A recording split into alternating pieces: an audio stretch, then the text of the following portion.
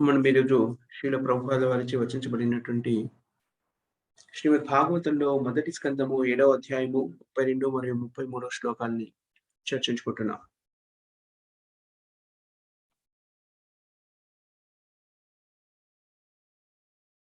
ప్రజోపద్రవం అలక్ష్య. ప్రజోపద్రవం అలక్ష్య అనేటువంటి వాక్యంతో ఈ శ్లోకం ఆరంభమవుతుంది. ఒక రాజు యొక్క విధి, ఒక ప్రభుత్వం యొక్క విధి ఏమిటి అంటే తన పౌరులందరూ కూడాను ప్రశాంత జీవితాన్ని గడిపేలాగా చూడడము ప్రతి ప్రభుత్వము లేకపోతే రాజు యొక్క విధి. అని ఆరంభంలోనే దాన్ని చెప్పేశారు. ఇక్కడ 2 బ్రహ్మాస్త్రాలు సంధించబడ్డాయి. ఒకటి అశ్వత్థామతోని, మరొకటి అర్జునుడితోని. అది మొత్తం అంతా కూడాను ఆందోళనకరమైన పరిస్థితిని కలుగజేసింది. జనులందరూ కూడాను వేదనకి గురవుతున్నారు ఈ 2 అస్త్రాల ప్రయోగం వల్ల. ప్రభుత్వం యొక్క విధి ఏమిటి అంటే, పరిపాలిస్తున్న వ్యక్తుల యొక్క విధి, రాజు కానీ, ప్రభుత్వం కానీ విధి ఏమిటి అంటే, ఈ ప్రజలందరూ కూడాను ప్రశాంత జీవితాన్ని గడిపేలా చూడడము రాజు యొక్క ధర్మము. యుధిష్ఠిర మహారాజుగా ఉన్నప్పుడు ప్రజలంతా ఎంత ఆనందంగా ఉన్నారు అంటే, సూర్యుడు కావలసిన వేడి కన్నా ఎక్కువ వేడిని కూడా ప్రసరింపజేయలేదు. చల్లదనము వేదన కలిగించేలా ఉండేది కాదు. ప్రశాంతంగా ఉండేది. ప్రశాంతతని గొలిపేదిలా ఉండేది. జీవన విధానానికి, జీవన పరిస్థితులను మెరుగుపరుచుకోవడానికి, జీవించడానికి కావాల్సిన వనరులు సమృద్ధిగా పొందడానికి వ్యక్తులు ఎలాంటి ఆందోళన పరిస్థితికి లొంగకొని ఉండేవారు కాదు. యుధిష్ఠిర మహారాజు రాజుగా ఉన్నప్పుడు. అది ప్రభుత్వం అంటే. ప్రభుత్వం యొక్క విధి ఏమిటి అంటే, సరియైన జీవన పరిస్థితులలో వ్యక్తులు ప్రశాంత జీవనాన్ని కొనసాగించేందుకు కావలసిన పరిస్థితులను ఏర్పరచడమే ప్రభుత్వ లక్ష్యం. అది మొట్టమొదటి ప్రధానమైనటువంటి బాధ్యత. ఇప్పుడు కూడా మనము చూస్తుంటాము. ప్రశాంతమైన జీవనాన్ని కలిగించడం కోసమని యూరోప్‌లో కొన్ని ప్రత్యేకమైనటువంటి పరిస్థితులను నెలకొల్పారు.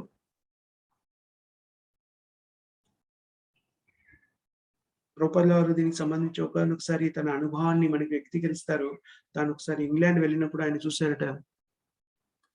ఇంగ్లాండ్ అంటే బ్రిటన్, ప్రపంచం మొత్తాన్ని కొంతకాలం పాటు తన అధీనంలో ఉంచుకొని పరిపాలించినటువంటి దేశము.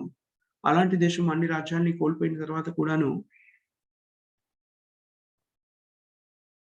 అక్కడ విద్య ఉచితంగా ఇవ్వబడుతుంది. యూరోప్‌లో విద్య అంతా కూడాను ఉచితంగా ఇవ్వబడుతుంది. అలాగే వైద్యం కూడా ఉచితంగా అందజేయబడుతుంది. బ్రిటన్‌లో ఏది కూడా ఉత్పత్తి కాదు.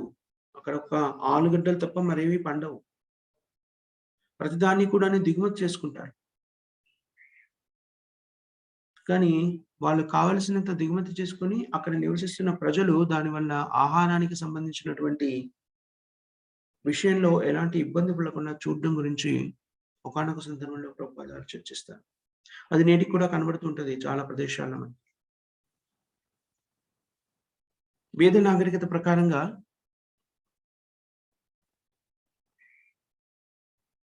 రాజు లేకపోతే ప్రభుత్వము ప్రజల యొక్క ఆధ్యాత్మిక చింతన, మానవ జీవిత లక్ష్యాన్ని చేరుకోవడానికి కావలసిన పరిస్థితులను నెలకొల్పడమే ప్రభుత్వాల లేక రాజుల యొక్క ధర్మం. ఆధునిక కాలంలో ఉన్నటువంటి ప్రభుత్వాలకి మానవ జీవిత లక్ష్యం ఏంటో తెలీదు కాబట్టి ఏం చేస్తారు? భౌతికమైనటువంటి సౌకర్యాలు కల్పించే ప్రయత్నంలో నిమగ్నమవుతారు. కానీ పూర్వకాలంలో రాజులు కూడాను శాస్త్రాన్ని చక్కగా అభ్యసించిన వాళ్ళై ఉండడం మూలంగా మానవ జీవిత లక్ష్యం ఏమిటో వాళ్ళకి తెలుసు. కాబట్టి మానవ జీవిత లక్ష్యము ఆధ్యాత్మిక ప్రగతిని పొందడానికి కావలసిన సదుపాయాలన్నీ కలిగించేవాళ్ళు. ఆధ్యాత్మిక ఉన్నతికి కావలసిన విద్య వ్యక్తులందరికీ అందేలా చూసేవారు. అందుకనే సంఘంని వాళ్ళు 4 విభాగాలుగా సంఘం 4 విభాగాలుగా విభజించబడింది. బ్రాహ్మణ, క్షత్రియ, వైశ్య, శూద్ర. అందరూ ఒకే తరగతికి చెందిన మనుషుల్ని చేయలేం మనం. మనం ఇంతకుముందు కూడా దీని గురించి ఒకసారి చర్చించుకున్నాము. సమాజము అంటే అన్ని రకాల, అన్ని తరగతుల వర్గాలకు చెందిన వ్యక్తులుంటారు. అందరూ ఒకే రకంగా ఎలా ఉండగలుగుతారు? అది సాధ్యమయ్యే విషయం కాదు. అది సరియైన విధానం కూడా కాదు. వాళ్ళ శక్తులను బట్టి, వాళ్ళ యొక్క అభిరుచులను బట్టి, వాళ్ళకి సంబంధించినటువంటి వృత్తి, ఉద్యోగాలు స్వీకరిస్తుంటారు.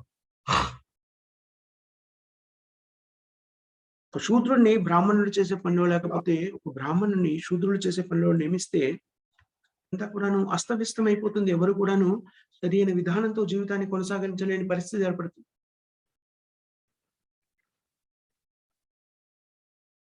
కానీ వీళ్ళలో ఎవరు ఎక్కువ, ఎవరు తక్కువ అనేటువంటి అహంకార భావజాలానికి పోకుండా అందరూ కూడాను ఒకరితో ఒకరు సహకరించుకోవాలి. అందరికీ ఒకే రకమైన శక్తి ఉండదు. కానీ అందరూ సమిష్టిగా వాళ్ళ స్థితి నుంచి ముందుకు వెళ్ళాలి. ఎలాంటి ముందుకు వెళ్ళాలి? యజ్ఞాన్ని నిర్వర్తించడానికి కావలసిన స్థితిలో ముందుకు వెళ్ళాలంటే ఆధ్యాత్మిక ప్రగతిని సాధించాలి. యజ్ఞ అంటే ఏమిటి?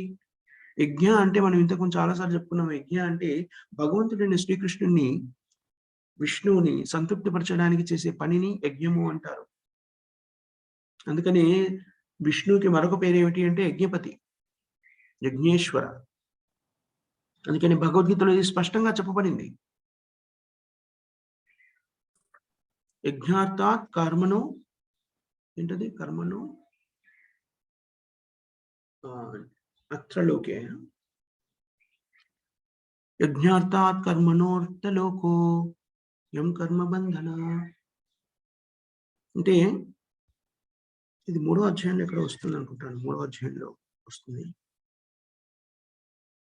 అంటే వ్యక్తులందరూ కూడాను యజ్ఞాన్ని చేయడానికి కావలసినటువంటి అభ్యాసాన్ని పొంది ఉండాలి. యజ్ఞము అంటే యజ్ఞార్థ, భగవంతుడైన విష్ణుని సంతృప్తిపరచడానికి చేయవలసిన కార్యక్రమాల్లో నిష్ఠాతులు అభ్యాసము పొంది ఉండాలి. భగవంతుడైన కృష్ణుడికి, విష్ణువునికి సంతృప్తి కోసం పని చేయకపోతే యజ్ఞార్థే కర్మణ. చేయకపోతే ఏమవుతుంది? కర్మబంధన. ఈ భౌతిక జీవన విధానంలోని కర్మబంధానికి చిక్కుకొని పోతారు. ఇవన్నీ కూడా వేద శాస్త్రాల్లో చెప్పబడ్డాయి. ఇది ప్రభుత్వం యొక్క విధి. ప్రజల జీవన విధానం ఎలా కొనసాగుతుంది, వాళ్ళని ఎటువైపు నడిపించాలి అనేటువంటిది నిర్దేశించేది ప్రభుత్వం. కానీ ఇప్పుడు అది కేవలము ఒక రకమైన స్వప్నంలా మారిపోయింది. ప్రభుత్వాలకి మానవ జీవిత లక్ష్యం ఏంటో తెలియదు కాబట్టి. మామూలుగా వ్యక్తులకు కూడాను వాళ్ళ జీవిత లక్ష్యం ఏంటో తెలుసుకోవాలనే ఆసక్తి లేదు. మనిషి జీవిత లక్ష్యం ఏమిటి అనేది వాళ్ళకి తెలీదు. ఎలాంటి మార్గదర్శకత్వం కూడా లేదు. ఎన్నో రకాల ఉపద్రవాలు మనము దైనందిన జీవితంలో చూస్తుంటాం. ఇది కలియుగం. కలియుగము అంటేనే కలియుగ ప్రభావం చేత వ్యక్తులు అసంతృప్తితో జీవితాన్ని కొనసాగిస్తుంటారు. ప్రాయేణ అల్పాయుష్యు కలో అస్మిన్ యుగే జన. ప్రాయేణ అల్పాయుష్యు. కలియుగంలో ముఖ్యమైనటువంటి ఒక విధి ఏమిటి? ఏం జరుగుతుంది అంటే వ్యక్తుల యొక్క జీవిత కాలము సన్నగిల్లిపోతూ ఉంటుంది. అల్పాయుష్యు. మంద అంటే మూర్ఖులు, చెడు స్వభావం కలిగినటువంటి వ్యక్తులు. మంద అంటే చెడు అని ఒకటి, ఇంకొకటి చాలా మందగమనము అంటారు చూడండి, చాలా మెల్లిగా వెళ్ళడం. మందగతి. ఉన్నతమైనటువంటి ఆధ్యాత్మిక ప్రగతికి దోహదపడేటువంటి జీవన విధానానికి వాళ్ళు ఆసక్తి చూపరు. మందమతయ. ప్రతి విషయంలో వ్యక్తులకి స్వంత అభిప్రాయాలు ఏవో ఉంటాయన్నమాట. శాస్త్రాన్ని స్వీకరించి దాంట్లో ఉన్నట్టుగా జీవితాన్ని కొనసాగించాలి అనేటువంటి విషయాన్ని కూడా స్వీకరించడానికి ఇష్టపడరు. మందమతి.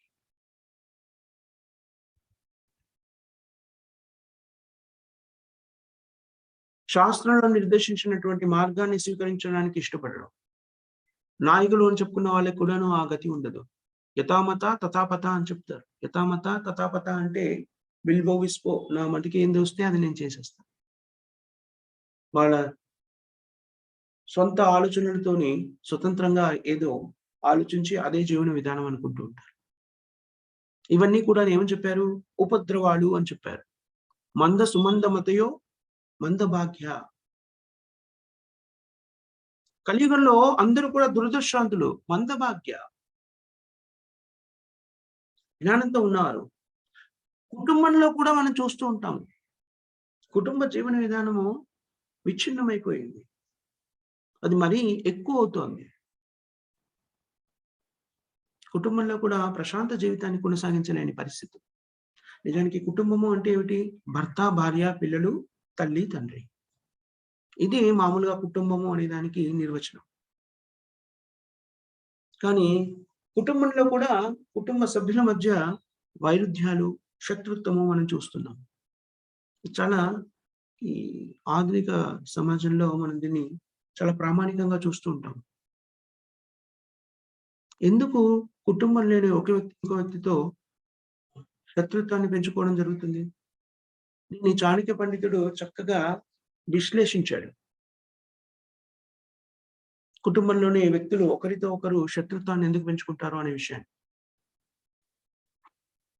ఒక శ్లోకం ఉంది కదా! మనం ఇంతకు ముందు కూడా ఒకసారి చర్చించుకున్నాం. చాణక్య పండితుడు రుణకర్త, పిత, శత్రు.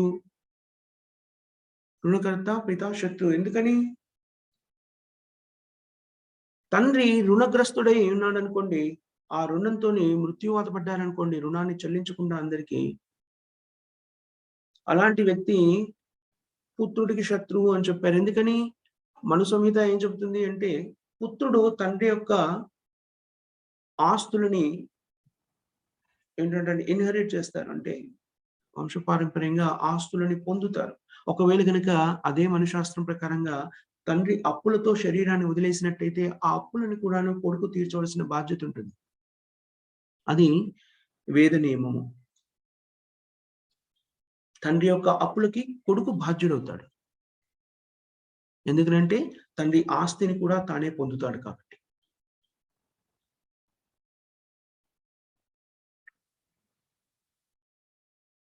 ఇలాంటి విషయాల్లో కొంతమంది ఇప్పటికి కూడాను దాన్ని పాటించే వాళ్ళని కొంతమందిని చూస్తుంటాం. నేను ఒకానొక సందర్భంలో స్వయంగా కూడా చూసాను. ఒక వ్యక్తి వాళ్ళ తండ్రి మరణించినప్పుడు అనేక అప్పులతో ఆయన మరణించారు. పుత్రుడు చాలా ఉన్నతమైన స్థితికి వచ్చాడు. అప్పుడే లేకపోయినా కూడాను తండ్రి మీద ఏం పెట్టారంటే అదేదో అంటారు కదా! సంథింగ్ డెబ్టర్. అంటే అప్పులు చెల్లించకుండా మృత్యువాత పడ్డారు అని చెప్పేసి ఏదో దండోరా వేయించడం ఏదో చేస్తారు. సో, దాంట్లో పెడితే పుత్రుడు వెంటనే చెల్లించలేకపోయినా కొన్నాళ్ళకి ఉన్నత స్థితికి చేరుకున్నాడు. డబ్బు సంపాదించగలిగాడు. సో, ఎవరైతే తండ్రి ఎవరి దగ్గర నుంచి తప్పులు తీసుకున్న వాళ్ళందరిని పిలిపించి, వాళ్ళ దగ్గర తీసుకున్న అప్పుల మొత్తాన్ని కూడాను తీర్చేశారు.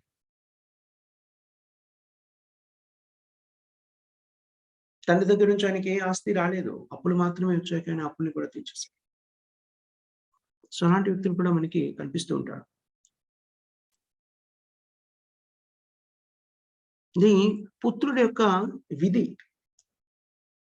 కానీ ఒకవేళ గనక పుత్రుడు కూడా పేదరికాన్ని అనుభవిస్తున్నాడనుకోండి, ఆ అప్పుల్ని తీర్చడు. అప్పుడు తండ్రిని నిందించడం మొదలెడతారు, దూషించడం మొదలెడతారు. ఒక విధంగా తండ్రి శత్రువులాగా కనిపిస్తూ ఉంటాడు. అందుకని చాణక్య పండిత ఏమంటాడు? రుణకర్త, పితా శత్రువు, మాతా శత్రువు వ్యభిచారిణి. తల్లి వ్యభిచారాన్ని నిర్వర్తించినా, లేకపోతే రెండో పెళ్లిని చేసుకున్నా కూడాను, పెద్దవాళ్ళైన పిల్లల ముందు రెండో వివాహం చేసుకున్నా కూడాను, ఆ స్త్రీ శత్రువుగా మారిపోతుంది. రుణకర్త, పితాశత్రు, మాతాశత్రు, వ్యభిచారి. చాణక్యపంతుడికి తన స్వయం భార్యతో అనేక రకమైనటువంటి ఇబ్బందులను ఎదుర్కొన్నాడాయన. అందుకని ఏమంటాడాయన? రూపవతి భార్యా శత్రువు.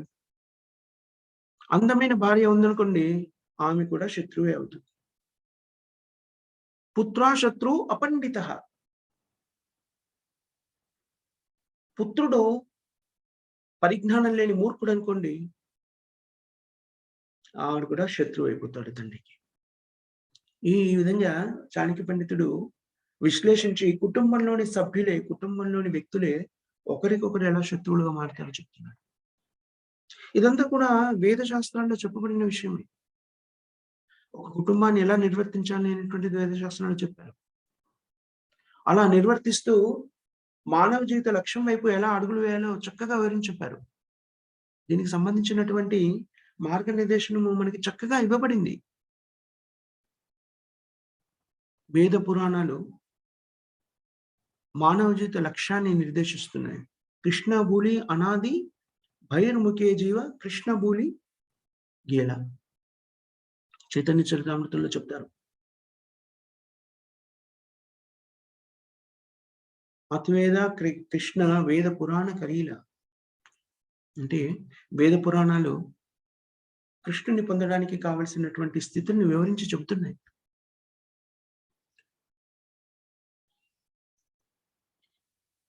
మతాంచ వాసుదేవస్య, ఇక్కడ కూడా మనకి ఈ శ్లోకంలో కూడా చెప్పారు. సరైన నిర్ణయాన్ని తీసుకోవాలి అంటే ఎవరి నుంచి దాన్ని స్వీకరించాలి? వాసుదేవుని యొక్క సూచనను పాటించడం ద్వారా సరైన నిర్ణయాన్ని జీవితంలో తీసుకోగలుగుతాం. వాసుదేవ కృష్ణ. భగవంతుడు తన అభిప్రాయాన్ని భగవద్గీతలో స్పష్టంగా వివరించి చెప్పారు. శ్రీకృష్ణుడు వ్యక్తిగతంగా తను ఏం కావాలనుకుంటున్నది భగవద్గీతలో ఎలాంటి మొహమాటం లేకుండా చెప్పేశారు. మనము సామాజికంగా పరిగణించబడేటువంటి మోరల్ ప్రిన్సిపల్స్, నీతి వాక్యాలని స్వీకరించము, భగవంతుని యొక్క సూచనల్ని స్వీకరించము. కాబట్టి బద్ధజీవులు భౌతిక ప్రపంచంలో ఇప్పుడు అనేక రకమైన వేదనలను అనుభవించడానికి కారణమవుతుంది. సరైన బుద్ధి పరిజ్ఞానం కూడా ఉండదు కలియుగంలోని వ్యక్తులకి. కలియుగంలో మూఢ మంద సుమంద మతయో మంద భాగ్యాహి ఉపద్రుత.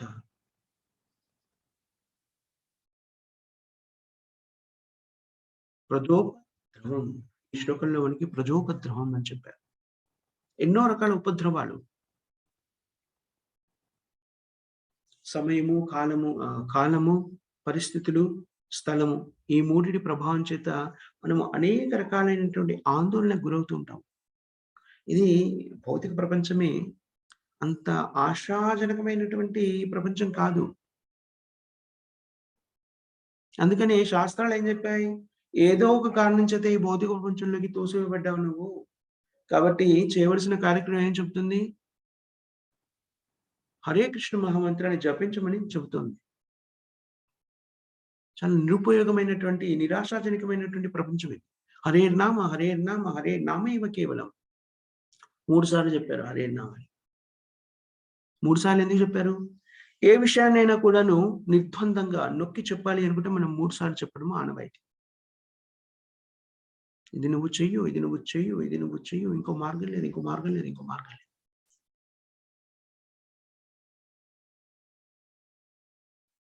భౌతిక ప్రపంచ జీవనంలో ఈ కలియుగంలో మనకి దైనందిన జీవితంలో కలిగేటువంటి అనేక రకమైన అసౌకర్యాల నుంచి, వేదనాపూరితమైనటువంటి స్థితుల నుంచి, ప్రతి క్షణము ఆందోళనకరము, చిన్న చిన్న విషయాల్లోని గొడవలు, మిస్‌అండర్‌స్టాండింగ్, ఒకరినొకరు తప్పుగా అర్థం చేసుకోవడం. ఇది కలియుగం యొక్క స్థితి. అందుకని శాస్త్రంలో చెప్పారు కలియుగం చాలా ప్రమాదకరమైనటువంటి యుగం. మానవ జీవిత లక్ష్యాన్ని పూర్తి చేసుకోవడము చాలా కష్టమైన విషయం. ఎవరు కూడా ఆనందంగా ఉండరు. ప్రశాంతమైన జీవితాన్ని గడపాలంటే ఎన్నో రకాల అవరోధాలు. కుటుంబంలో, సంఘంలో, రాజకీయంగా, జాతీయంగా, అంతర్జాతీయంగా ఎన్నో రకాలైనటువంటి కష్టాలు. మనందరికీ కూడా దీనికి సంబంధించి ఎంతో కొంత అనుభవపూర్వకంగా తెలుసుకొని ఉంటాం. అందుకని శాస్త్రం ఏం చెప్తుంది? హరేర్నామ హరేర్నామ హరేర్నామైవ కేవలం. ఈ భౌతిక జీవన విధానంలో ఉన్నటువంటి కష్టాలన్నిటిని మనం తొలగించలేము. ఎందుకంటే ఇది కలియుగం. అది మనం తెలుసుకోవాలి. మనకి భౌతిక జీవన విధానంలో ఉన్నటువంటి కష్టాలని తొలగించే ప్రయత్నం చేస్తున్నాం రకరకాల పద్ధతులు. కానీ శాస్త్రం ఏం చెప్తుంది అదంతా సాధ్యమయ్యే విషయం కాదు. వృధా ప్రయాస. కేవలము మీరు మిమ్మల్ని మీరు రక్షించుకోవాలి అంటే చేయవలసిన ఏకైక కార్యక్రమం అంటే హరినామ సంకీర్తన. భగవన్నామం హరే కృష్ణ, హరే కృష్ణ, కృష్ణ కృష్ణ హరే హరే, హరే రామ, హరే రామ, రామ రామ హరే. ఇంకా భగవంతునికి అనేక నామాలున్నాయి. కానీ ఈ మహామంత్రాన్ని మాత్రమే ఎందుకు ఉచ్చరించమని చెప్పారు? తస్మాత్ శాస్త్ర విధానోక్త. శాస్త్రాలు మనకి ఏదైతే ఇది నియమము అని చెప్తాయో దాన్ని మనం ఆచరించాలి.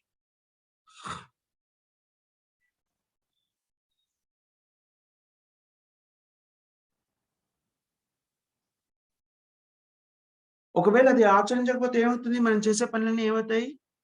కామ, కారత. మనం విమ్సికల్‌గా మన బుద్ధికి తోచినట్టుగా కార్యక్రమాన్ని నిర్వర్తిస్తే న సిద్ధిం సవాప్నోతి. భౌతిక జీవన విధానంలో పరిపూర్ణత్వాన్ని సిద్ధించుకోలేవు. తద్వారా ఆధ్యాత్మిక జీవనంలో కూడా పరిపూర్ణత్వాన్ని సిద్ధించుకోలేవు. నా సుఖం, ఆనందాన్ని కూడా పొందలేవు. అందుకనే శాస్త్ర నియమం ఏమిటి? చైతన్య మహాప్రభు కూడా ఆ విషయాన్ని చెప్పాడు. కృష్ణ చైతన్య ఉద్యమాన్ని స్థాపించాడు. కృష్ణ చైతన్య ఉద్యమాన్ని ప్రారంభించాడు. ఎందుకని? ప్రపంచం మొత్తం యొక్క క్షేమాన్ని ఆలోచించి చైతన్య మహాప్రభు దీన్నిచ్చారు. దీన్ని వ్యక్తులందరూ కూడాను బుద్ధిమతులైన, సుమందమతులైన వ్యక్తులందరూ కూడాను స్వీకరించారు, ఆచరించారు కూడాను. అందుకనే కలియుగంలో ఉన్నటువంటి అన్ని రకాలైనటువంటి వేదనలు, ఉపద్రవాల నుంచి మనం రక్షించుకోవాలి అనుకుంటే మంద సుమంద మతయో మందభాగ్యాహి ఉపద్రుతః. ఎన్నో రకాల ఉపద్రవాలు మనం చూస్తున్నాం. మనం స్వీకరించవలసింది ఏంటి? మతం చ వాసుదేవస్య. వాసుదేవుడిచ్చినటువంటి సూత్రాలని, శాస్త్రంలో వాసుదేవుడిచ్చిన నియమాల్ని మనం పాటించడం ద్వారా మనము ఈ వేదన నుంచి ముక్తులం కాగలుగుతాము. గురువు, సాధు, శాస్త్ర వీళ్ళు ముగ్గురు కూడా ఒకటే మాట్లాడతారు. విభిన్నత ఏముండదు. శాస్త్రంలో ఏం చెప్పిందో అదే గురువు చెప్తారు. దాన్ని సాధువులు కూడా ఉచ్చరిస్తారు. గురువు అంటేనే శాస్త్రాల ఆధారంగా సూచనలు అందించేవాడే నిజమైన గురువు. అలా కాకపోతే అతను గురువే కాదు. ఇష్టానుసారంగా తన మనో చింతన ప్రకారంగా సూచనలు ఇచ్చే వ్యక్తి గురువు అనిపించుకోడు. శాస్త్రము అంటే ఏమిటి? భగవంతుడు చెప్పింది. అంతేకాకుండా ఉన్నతులైనటువంటి వ్యక్తులందరూ కూడా దాన్ని స్వీకరించి, అంగీకరించి తమ దైనందిన జీవితంలో పాటించి వాటి యొక్క ఫలితాలను పొందినటువంటి వ్యక్తులు. వాటిని మనం నెగ్లెక్ట్ చేయడానికి లేదు. దాన్ని పట్టించుకోకుండా వదిలేయడానికి లేదు. ఒక్కొక్కసారి మనము సిద్ధాంతపరంగా ఒకరినొకరు వ్యతిరేకించవచ్చు. ఉదాహరణకి శ్రీల ప్రభుపాదులు వచ్చాడు, బుద్ధుడున్నాడు, శంకరాచార్యుడున్నాడు. వైష్ణవులు బుద్ధుని ఫిలాసఫీని కానీ, బుద్ధుని యొక్క తత్వాన్ని కానీ, శంకరాచార్యుల తత్వాన్ని కానీ స్వీకరించరు. ఎందుకని? బుద్ధుడేమన్నాడు? శూన్యవాది. శంకరాచార్యుడు ఏమన్నాడు? నిర్విశేషవాది, నిరాకారవాదం. ఆ రెండింటిని కూడాను వైష్ణవులు వ్యతిరేకిస్తారు. నిర్విశేష, శూన్యవాది. కానీ వాళ్ళిద్దరిని కూడాను గౌరవపరంగా పరిగణిస్తారు. వాళ్ళిద్దరికీ కూడాను మర్యాదని, గౌరవంగా చూస్తారు. వాళ్ళని మనము ఎప్పుడు కూడా అర్థం చేసుకోకుండా మనం ఇప్పుడు అందుకని మనం చాలా సార్లు చెప్పుకుంటాం. మనం ఇతర దేవుళ్ళని తల్లిని ఆరాధించము. అంత మాత్రం చేత వాళ్ళని దూషించడం కానీ, అమర్యాదకంగా ప్రవర్తించడం కానీ ఎప్పుడూ చేయము. కేశవధృత బుద్ధ శరీర జయ జగదీశ హరే. బుద్ధుని కూడా మనము భగవంతుని అవతారాల్లో ఒక అవతారంగా ఆరాధిస్తాము, గౌరవిస్తాం. అలాగే వైష్ణవుకి శంకరాచార్యుడు కూడా తెలుసు. స్వయం శంకరాచార్యుడు శివుడి యొక్క అవతారము. శివుని అంశతో శివుడే స్వయంగా అవతరించింది శంకరాచార్యుడిగా. స్వయం శంకర.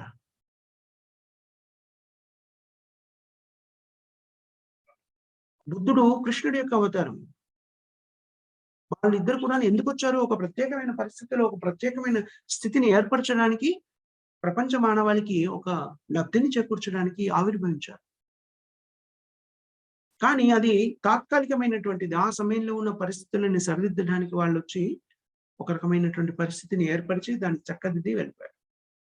అది శాశ్వతమైనటువంటి పరిష్కారం కాదు. బుద్ధుడిచ్చిన పరిష్కారం కానివ్వండి, లేకపోతే శంకరాచార్యులు ఇచ్చిన పరిష్కారం కానివ్వండి, అది శాశ్వత పరిష్కారం కాదు.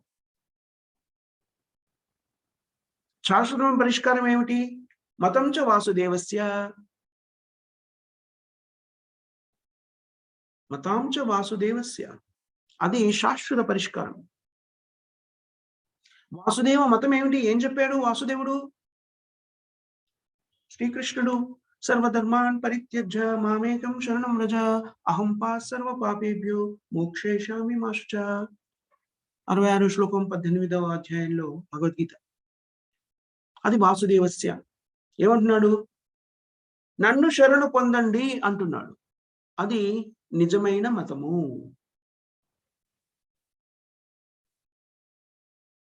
అందరూ కూడా శరణాగతి పొందినవాళ్ళు.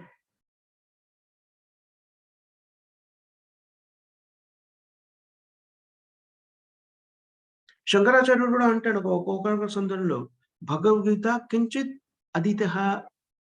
కొంచెమైనా సరే, అల్పంగా అయినా సరే మీరు భగవద్గీతని అభ్యసించారు అంటే, మీ జీవితం సఫలీకృతం అవుతుంది అని చెప్తారు శంకరాచార్యుడు కూడా.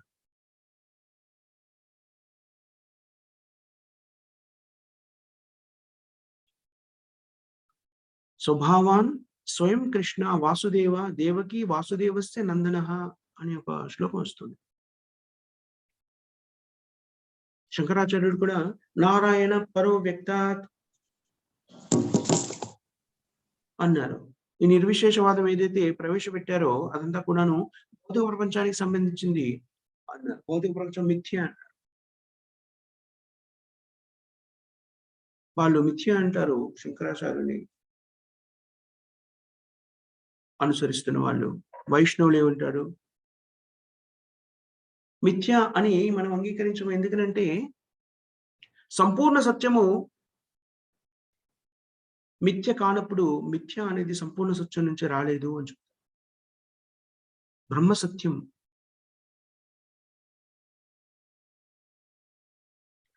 ప్రతిది కూడా జన్మాదియస్య యథా, ప్రతిది కూడా భగవంతుడైన శ్రీకృష్ణుడి నుంచి ఉద్భవించినప్పుడు, పరమ సత్యం నుంచి ఉద్భవించినప్పుడు సత్యము నుంచి అసత్యం ఎలా వచ్చింది అంటారు వైష్ణవ సిద్ధాంతం. అది శాస్త్రం చెప్తుంది. సత్యము మనకి అక్కడ విశదీకరించబడి ఉంది. కానీ దాన్ని మనము తప్పుగా అర్థం చేసుకుంటే మనం కష్టాల్లోకి నెట్టబడతాం. సత్యం ఏమిటనేది మనం అన్వేషించి చూడాలి, తెలుసుకోవాలి. అది ఎప్పుడు అర్థమవుతుంది? మనము ఆధ్యాత్మికంగా ఉన్నత స్థితికి చేరుకున్నప్పుడు సత్యాన్ని స్పష్టంగా అవగతం చేసుకోగలుగుతాం. వాసుదేవ సత్యం ఏమిటి? వాసుదేవ సర్వమితి సమహాత్మా సుదృఢ సర్వం కలౌ ఇదం బ్రహ్మ. వేదోక్తులు ఎన్నో మనకి చెప్పారు సత్యం ఏమిటి అని. మిథ్య అనేటువంటిది సత్యం కాదు అని చెప్తున్నారు. తాత్కాలికము, భౌతిక ప్రపంచము తాత్కాలికము, కానీ అసత్యం కాదు. ఈశావాసం ఇదం సర్వం. ఈశోపనిషత్తులో భగవంతుడు చెప్తున్నాడు, మొట్టమొదటి శ్లోకం ఈశావాసం ఇదం సర్వం. ప్రతిది కూడా భగవంతుడి సృష్టిలో భాగము. భోక్తారాం, భగవంతుడి కృష్ణ ఏమంటాడు? భోక్తారాం యజ్ఞవత్స సర్వలోక మహేశ్వర్. 5వ అధ్యాయంలో 29వ శ్లోకం. భగవంతుడే అన్నిటికీ అధిపతి అని స్పష్టంగా చెప్తున్నాడు, కానీ దాన్ని మనం అర్థం చేసుకోవాలి. దానివల్ల ఏం చేస్తున్నాము? మనకి మనంగా కొంత స్థితిని కల్పించుకొని దానికి అధిపతులు మనమే అని చెప్తున్నాం. అది నిజం కాదు, అసత్యం, మిథ్య. కానీ నిరాకారవాదం ఏం చెప్తుంది? జగత్ మిథ్య అంటుంది. జగత్ మిథ్య కాదు. మన మనని మనము ఈ జగత్తుతో అనుసంధానం చేసుకునే విధానము మిథ్య.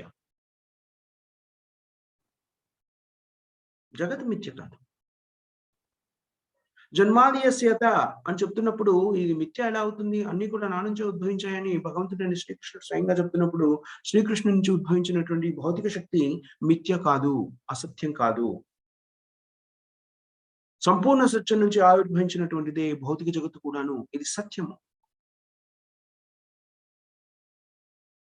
శీల గోస్వామి ఈ సత్యాన్ని మనకి వివరించి చెప్తారు.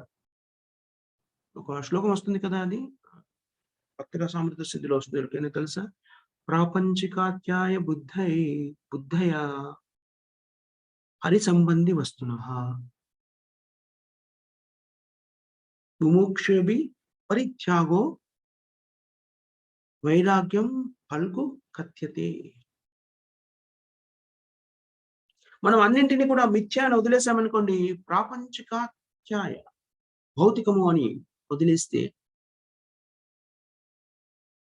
మనము ఏమి కూడా చేయలేము. హరి సంబంధం వస్తున్న ప్రతిదీ కూడా నిజానికి హరి భగవంతుడితో సంబంధాన్ని కలిగి ఉన్నటువంటివి. ప్రతిదాన్ని కూడా నువ్వు వైష్ణవులు ఎలా చూస్తారు? భగవంతుడితో సంబంధం కలిగి ఉన్న దానిగా చూస్తారు. హరి సంబంధ వైష్ణవుడు. ఎందుకంటే ప్రతిదీ కూడా భగవంతుని నుంచే ఉద్భవించబడింది కాబట్టి. అన్ని కూడా భగవంతుని శక్తి కాబట్టి. అందుకని వైష్ణవులు దేని కూడాను దూరం పెట్టరు. జగత్ మిథ్య కాబట్టి అన్నింటినీ దూరం పెట్టారు. అలా చేయరు. దేన్ని కూడా వదిలిపెట్టమని నిన్న సాయంత్రం కూడా దీని గురించి చర్చించుకున్నాం. ప్రాపంచికాత్యై బుద్ధి హరి సంబంధి వస్తునా. దేన్ని కూడాను ఇది వద్దు, ఇది ప్రాపంచికమైంది అని వదిలిపెట్టారు. స్వీకరిస్తారు. స్వీకరించి భగవత్ సేవలో వినియోగిస్తారు. నేను ఒకటి అనుకున్నాను, ఒక భక్తుడికి కోట్ల రూపాయలు ఎవరైనా డొనేషన్ గా ఇచ్చారనుకోండి, వద్దు ఆ భక్తుడు సన్యాసాశ్రమంలో కూడా ఉండవచ్చు గాక, అయినా కూడా స్వీకరిస్తారు. ఏం చేస్తారు? ఆ కోట్ల రూపాయలు తీసుకెళ్లి భగవద్భక్తిలో వినియోగిస్తారు. లేదండి నేను సన్యాసిని, నేనేమి స్వీకరించకూడదు, అందుకని నాకేమి ఇవ్వకని దూరం అన్నాడు. నిజంగా మతం చ వాసుదేవస్య, భగవంతుడైన వాసుదేవుడు ఇచ్చిన మతాన్ని మనం స్వీకరించినట్టయితే, ఉపద్రవాల నుంచి మనం ముక్తులం కావాలి అంటే, భౌతిక జీవన విధానంలో సంభవిస్తున్నటువంటి ఉపద్రవాల నుంచి మనం రక్షించుకోవాలి అని అంటే, శ్రీకృష్ణుడు చెప్పినటువంటి నియమాల్ని పాటించి తీరాలి. మతం చ వాసుదేవస్య గుర్తుపెట్టుకోండి. మతం చ వాసుదేవస్య, వాసుదేవుడిచ్చిన మతాన్ని స్వీకరించాలి. భగవంతుడైన కృష్ణుడు ఇచ్చినటువంటి సూచనల్ని మనం అంగీకరించాలి. ఇప్పుడు అర్జునుడు చూడండి, ప్రతిదాన్ని కూడాను కృష్ణుడి యొక్క సలహా ప్రకారంగా, కృష్ణుడు ఇచ్చినటువంటి నియమాలని అనుసరిస్తూ ముందుకు సాగాడు. రాజకీయమైనటువంటి పని చేస్తున్నాడు ఆయన. నిజానికి బ్రహ్మాస్త్రాన్ని ఇంకో బ్రహ్మాస్త్రంతో నిషేధించాడు. విద్యలో ఆరితేరినటువంటి క్షత్రియుడిగా అతడు తన ధర్మాన్ని నిర్వర్తిస్తున్నాడు. కానీ ఆ ధర్మాన్ని ఎలా నిర్వర్తిస్తున్నాడు? భగవంతుడైన శ్రీకృష్ణుడి యొక్క ఆజ్ఞను అనుసరిస్తూ ఆ ధర్మాన్ని నిర్వర్తిస్తున్నాడు. అది కావలసింది, అది సత్యం. ఎప్పుడు కూడాను మనము మన కార్యక్రమాన్ని స్వతంత్రంగా మనకి మనంగా ఆలోచించి, నేనే దీనికి బాధ్యుని, నేనే దీనికి అధిపతిని అనేటువంటి ఆలోచనతో చేయకూడదు. ఎందుకంటే మనం ఎప్పుడు కూడా స్వతంత్రులం కాదు.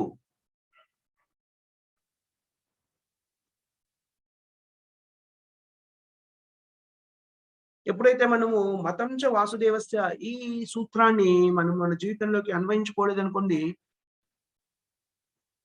మనము మాయాదేవి చెవి పట్టి మాయాదేవి వైపు లాగబడతాం.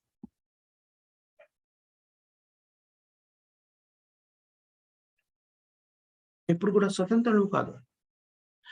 మనము స్వతంత్రులము కాదు అనే విషయాన్ని ఎప్పుడైతే మనం మర్చిపోతామో, మనము మాయచే ప్రభావితమైపోతాం.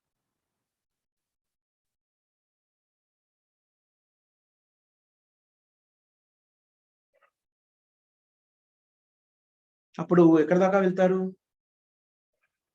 మాయచ చివరి అంశం ఏంటంటే, the last need of material existence is to think oneself to be God. నేనే దేవుణ్ణి అనే స్థితి దాకా వెళ్తారు. ఇది మూర్ఖత్వానికి పరాకాష్ట. సోహం సోహం అంటే నేను భగవంతుని ఎంత శక్తివంతుడిని అని కాదు. నేనే భగవంతుడిని. కానీ మనం భగవంతులం కాలేము. ఎందుకనంటే భౌతిక ప్రకృతి నియమాలకి లోబడి మనం ఉన్నాము. ప్రకృతే క్రియమానాని తే కర్మాణి సర్వశః అహంకార విమూఢాత్మ కర్తాహం ఇది మన్యతే. 3 అధ్యాయం 27 శ్లోకంలో భగవంతుడు చెప్తున్నాడు. నువ్వు ఈ ప్రకృతి యొక్క త్రిగుణాలకి స్వతంత్రుడిగా ఉండలేవు. ఎందుకంటే నువ్వు స్వతంత్రుడివి కాదు. నువ్వు భగవంతునితో సమానుడిని లేకపోతే భగవంతుని యొక్క ఆధీనంలో లేకుండా స్వతంత్రుడని భావిస్తూ ఉంటావు. అది అహంకార విమూఢాత్మ. ఎప్పుడైతే మనం మహాజనమైన గతాసుకంత మహాజనులైనటువంటి వ్యక్తులని ఆదర్శంగా తీసుకొని వాళ్ళ అడుగుజాడల్లో మనం ప్రయాణిస్తామో, ఇప్పుడు ఎలా అర్జునుడైతే ఎలాగా తన విద్యుక్త ధర్మాన్ని నిర్వర్తిస్తున్నాడో, శ్రీకృష్ణుడి యొక్క సూచనల ప్రకారంగా తన విద్యుక్త ధర్మాన్ని నిర్వహిస్తున్నాడో, అలాగే మనం కూడా దాన్ని స్వీకరించాలి. అలా ఎలా స్వీకరించాలి అనేటువంటిది భగవద్గీతలో మనకి స్పష్టంగా తెలియజెప్పండి. భగవంతుడైన శ్రీకృష్ణుని శరణాగతి పొందడం ద్వారా దాన్ని మనం స్వీకరించగలుగుతాం. అలా స్వీకరించి దాని ప్రకారంగా జీవితాన్ని కొనసాగిస్తే మన జీవితం సఫలీకృతం అవుతుంది.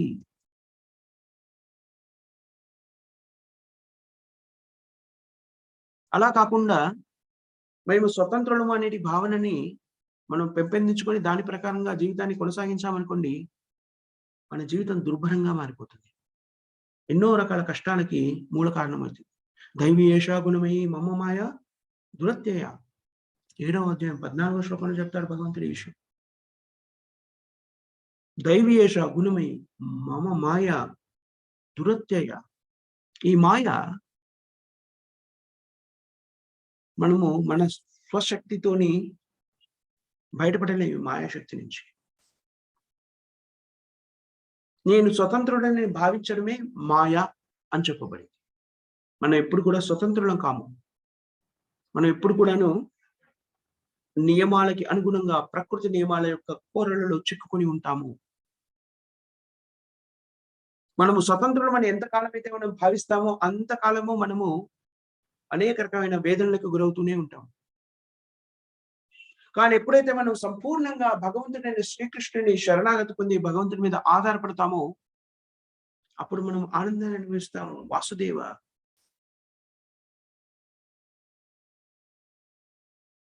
వాసుదేవుని మీద పూర్తిగా మనం ఆధారపడినప్పుడు ఆనందాన్ని అనుభవిస్తాం. చూడండి, మనం ఇంతకుముందు కూడా చాలా సార్లు ఈ ఉదాహరణ చెప్పుకున్నాం.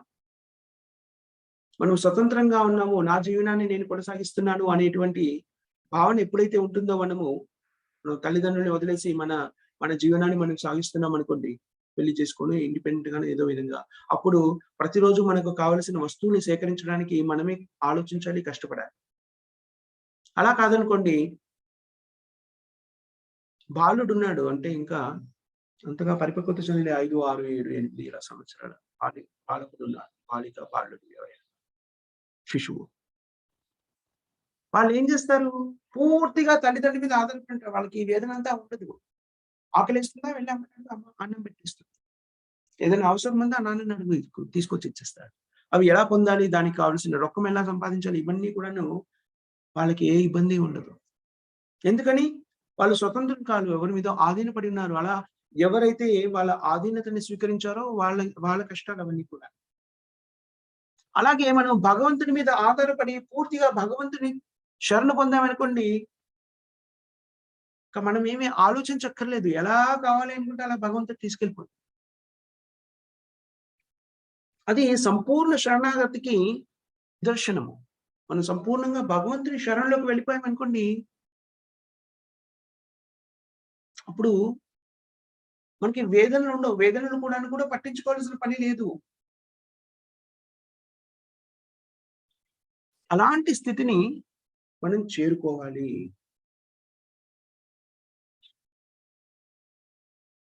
మతం వాసుదేవస్య. ఎలాంటి మతాన్ని స్వీకరించాలి? వాసుదేవ మతాన్ని స్వీకరించాలి. వాసుదేవ మతం ఏమిటి అంటే, వాసుదేవుడు చెప్పినటువంటి, శ్రీకృష్ణుడు చెప్పినటువంటి మతం చ వాసుదేవస్య. శ్రీకృష్ణుడు చెప్పినట్టు నియమ నిబంధనలన్నీ కూడా పాటించాలి. ఆయన దాన్ని ఎక్కడ చెప్పారు? భగవద్గీతలో స్పష్టంగా చెప్పారు. దాని సారాంశం ఏమిటి అంటే, భగవద్గీత సూచనల సారాంశం అంతా కూడాను 18వ అధ్యాయం 66 శ్లోకంలో భగవంతుడు చెప్పాడు. సర్వధర్మాన్ పరిత్యజ్య మామేకం శరణం వ్రజ అహం సర్వ పాపేభ్యో మోక్షయిష్యామి మా శుచ. పూర్తిగా భగవంతుడైన శ్రీకృష్ణుడిని శరణు పొందే విధానము మనకి కలియుగంలో చెప్పింది ఏమిటి అంటే, హరే నామ హరే నామ హరే నామైవ కేవలం కలుగు నాస్తేవ నాస్తేవ నాస్తేవ గతిరేంజద. కలియుగంలో ఆ స్థితిని మనం పొందాలి అంటే చేయవలసినటువంటి ఏకైక కార్యక్రమం ఏమిటి అంటే, ఈ కలియుగంలో నిర్దేశించబడినటువంటి యజ్ఞాన్ని నిశ్చయంగా పాటించి తీరడము. హరే కృష్ణ కృష్ణ కృష్ణ హరే హరే, హరే రామ రామ రామ హరే హరే మంత్రాన్ని నిష్ఠగా జపించడము. 16 మాలలు జపిస్తూ 4 నియమాల్ని నిష్ఠగా పాటించడం. తద్వారా మనము ఈ భౌతిక బంధనాల నుంచి ముక్తులం కాగలుగుతాం. ఇది సత్యము. భగవద్గీతలో మనకి తెలిసిపోయేటువంటి సత్యం. మతం చ వాసుదేవస్య.